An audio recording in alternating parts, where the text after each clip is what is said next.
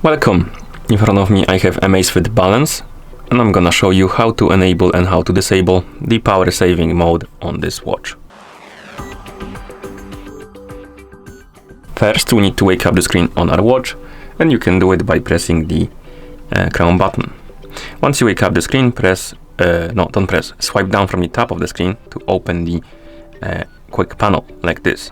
And on this panel you should see a bunch of icons, and one of them should be the percentage icon. This is the battery icon, and if you want to enable the power saving mode, tap on this icon, then tap on the check mark to confirm, and the battery saver mode will be enabled. As you can see, the screen got dimmer, and if you wake up the screen, barely visible, but there is a battery saver icon on the watch face, which indicates that the mode is enabled. And if you want to disable the mode, you need to wake up the screen, open the quick panel, tap on the battery icon again, and the mode will be disabled, as you can see. And that's how you enable and how you disable the power saving mode on this watch. Thank you for watching. If you found this video helpful, please consider subscribing to our channel and leaving a like on the video.